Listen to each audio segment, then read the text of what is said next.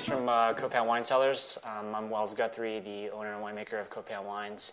I'm here with Frank Murray, who is a longtime customer, friend, advocate, I guess, for Copan, and a big supporter of ours, to say the least, but also someone who's appreciate his opinions about wine and his opinions on how our growth has been in Copan. Yeah, so. I've been following Syrah for a long time, and people that know me know that I like to drink California Syrah and California Pinot. And I started visiting you years ago when you were over in the custom crush facility, and things were kind of tight there, a pretty tight space. But you've definitely built a great business, and your passion here shows in the new winery. It's nice to be here. No, I appreciate it. Thank totally. you. Usually we're standing in the barrel room tasting barrels once a year. This is that's right. A little different setting. Exactly, exactly. But we've got 3 wines today. 07 Wentzel, which we released earlier this year. This is our second vintage of Wentzel, but we've made a lot more as the vineyard's grown, and we have some that we've held back to kind of see how it's evolving.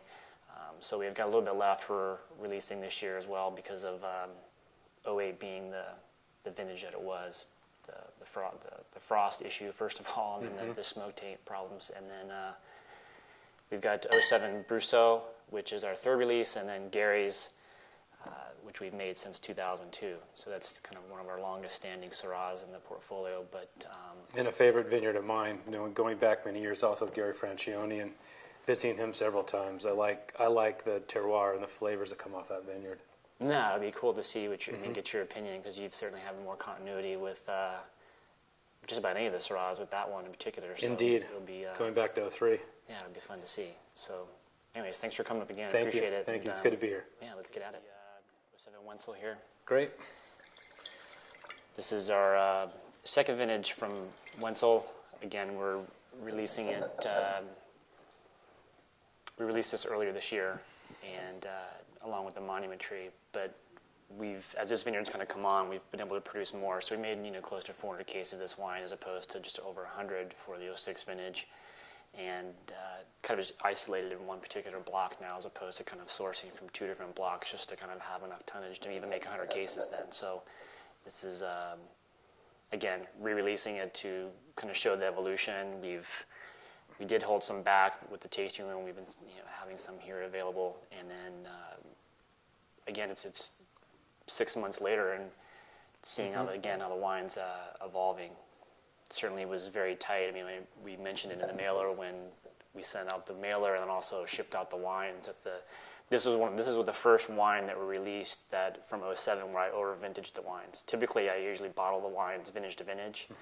And 07, I held 3 wines back, which is the Wentzel and the 2 Kaisers.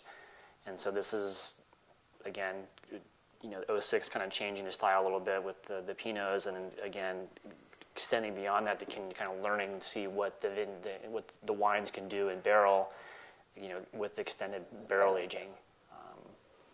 There was always a concern of mine in the past that there was, people sometimes do 2 years in barrel, and that the wines would kind of dry out, or you kind of lose some of the fruit. But to me, there's aspects about it that I do like, where it does kind of continue to evolve, and you get other nuances as opposed to just kind of the primary kind of sappiness that I get from a lot of the wines that tend to be bottled vintage to vintage.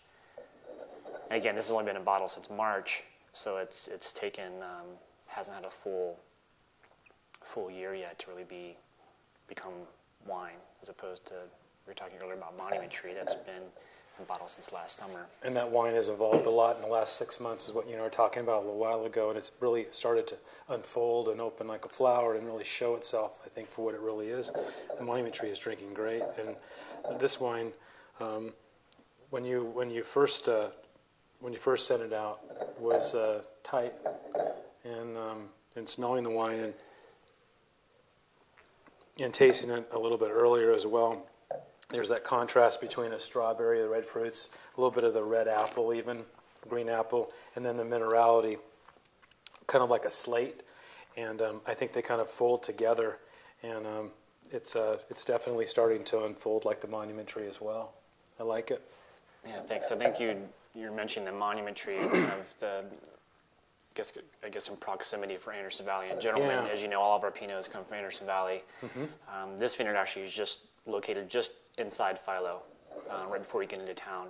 Monument's about 7 to 8 miles past that, almost before you get into town in Navarro. Very close to, a couple, like 3 or 4 miles away from the Kaiser Vineyard, but just to give you an idea geographically within the appellation. So certainly the cooler end of the valley, like Philo to Navarro is kind of considered the cool end, deep end of the valley, as opposed to Boonville, which is where the Cerise Vineyard that we made is sourced from. So this would be a little bit warmer per se as to compared to like the Kaiser. Oh, certainly, yeah. I mean, it's just a few degrees, but it's amazing. You can go from, it can be a 5 to 7 degree temperature change or more from basically Navarro through down to Boonville. So it's a huge difference. Is there any stem inclusion in this wine? No. All destemmed? Yeah. The only one I did was Monument in 07. And I think I mentioned before about the, with the stem inclusion, we do get kind of a slightly higher pH because of all the potassium in the stems, and that kind of salts out. So it actually helps kind of make a fleshier wine to some extent, even though, again, the acids in 07 are surprisingly high for as far as total acidity is concerned, and the pH is really low as well. Most of these wines for our 07 are below 3.5, 3.4 pH, whereas our 06s, even though technically a cooler vintage, we're in the 3.5 to almost 3.6 range for some of the wines. So it's amazing the shift, even, again, picking at the same kind of potential alcohol levels. For some of the friends I know that drink a different styles of Pinot like I do, I sometimes like a forward style, with more fruit centered, and then I also have in my own cellar, and many people I know even have a preference for even the other style, which is a leaner, more driven, kind of laser-like style. And I think this has tendencies of both, with the slate and kind of the rockiness to it. You mentioned when we were talking earlier today some cedar aspects and almost like an underbrush, but also that strawberry, that red fruit that kind of pushes against it. And I think both things kind of show in this wine. This is kind of in the middle of the spectrum for me. I was to place this in my Pinot spectrum. Yeah, that's a good way to put it.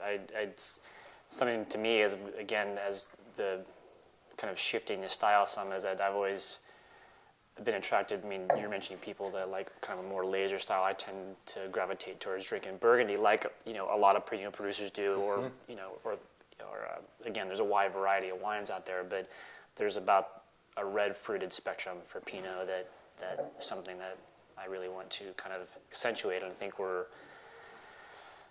I wouldn't say blessed or whatever, but Anderson Valley is a great spot that allows me to pick at lower potential alcohol. Still got good color in the wine. The wines aren't just light for light's sake. There's still some good flavor there, but it's, again, keeps the acidity, the brightness, and kind of the energy about the wine, which I think lends itself for being a really good food wine. This reminds me a little bit of the Kaiser. It has kind of a clay element to it that runs through in the finish, along with that minerality in the red apple. It really is a very nice expression. I like it a lot. I appreciate it. Thanks. You're welcome. Good job.